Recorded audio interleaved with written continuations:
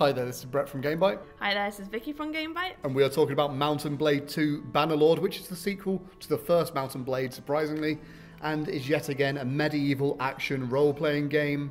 And, you know, people love the Mount & Blade games. It's sort of become... It's very much a cult sort of game so far. People know it. Not everyone plays it, but a lot of people know it. And the people that do know it love that game. Mm-hmm. So... Obviously, it's been made famous by lots of streamers as well, like obviously Soviet Womble loves to stream some Mount & Blade. Indeed.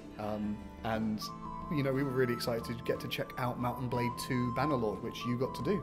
Yeah, I got to play 30 minutes of it. And, you know, what did you think of it as someone that's only really seen streams of it, I suppose, in the past?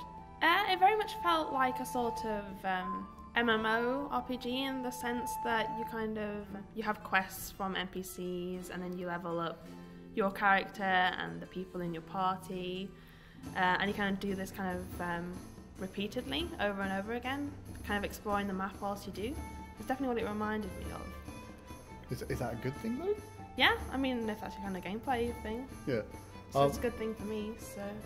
I suppose the thing, I mean, we've seen a tiny bit of a rise in medieval RPGs, partly helped by obviously Mount & Blade, the original, being so successful, I suppose. But obviously we see the likes of Dragon Age and we see the likes of Kingdom Come Deliverance. But is Mount & Blade Bannerlord, is it more on the realistic side of things, or is it magical as well?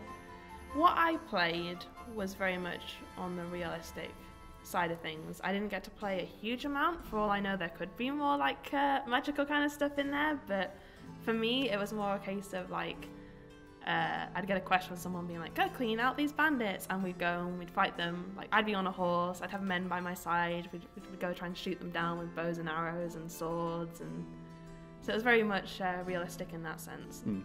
And you know, was in terms of the quests, did they all feel like you'd expect, I suppose, like generic may not be the right word, but sort of standard RPG fare is like, go clear out these bandits, go transport this cheese to this maiden?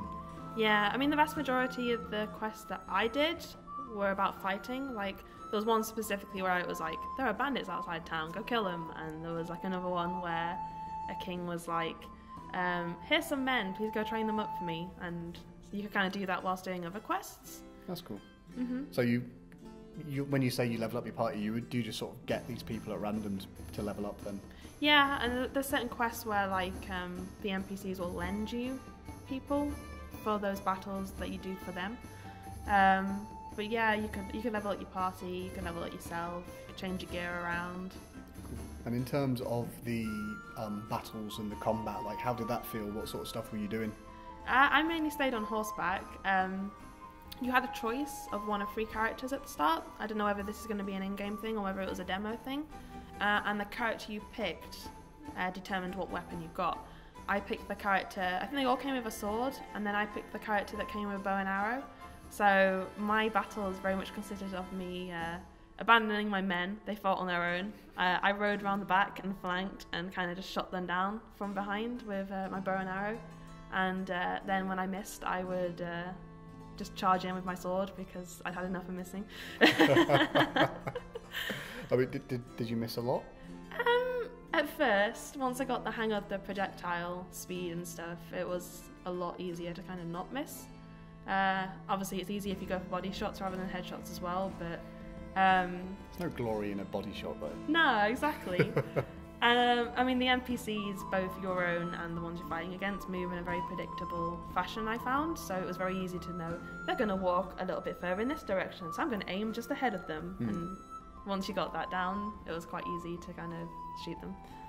In terms of release date, were they any clearer to you when the game's expected to come out, or were they still coy about that? Nope, they didn't mention a release date at all.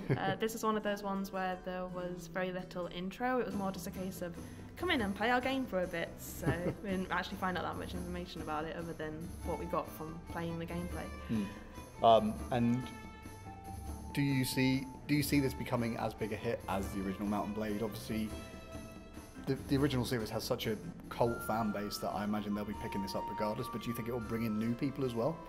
I think it probably will. just because that cult fan base is probably going to all pick it up at once, and then people are going to get curious.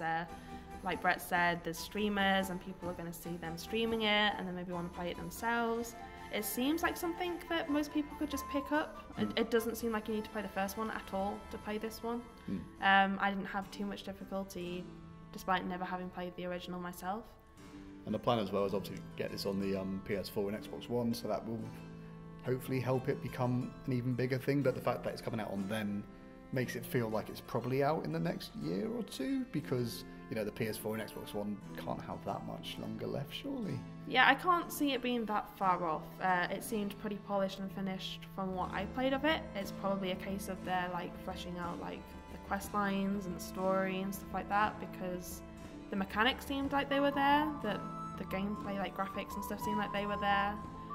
The map we got to play on was actually quite big, to say it was a demo, so I don't think they'll be that far off, but don't hold me to that, please.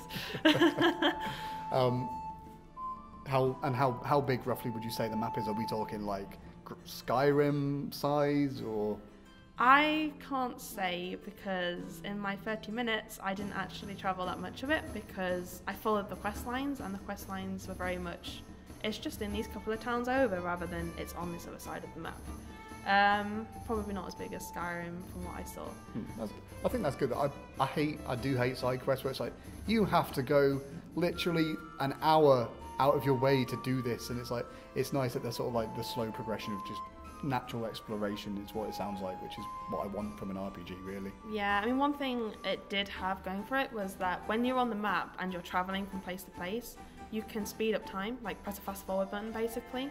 So if you've got a long distance to travel, it doesn't feel like it to you. Obviously those in-game days are passing if that affects your quest at all, but it doesn't slow down from a gameplay perspective. Cool. Yeah, that sounds really interesting. Obviously, if you want to see more of Mount and Blade 2 Bannerlords, then you should have been watching the video rather than listening to our beautiful voices. But until next time, I've been Brett from GameByte. I've been Vicky from GameByte. You've been wonderful. Goodbye. What an outro.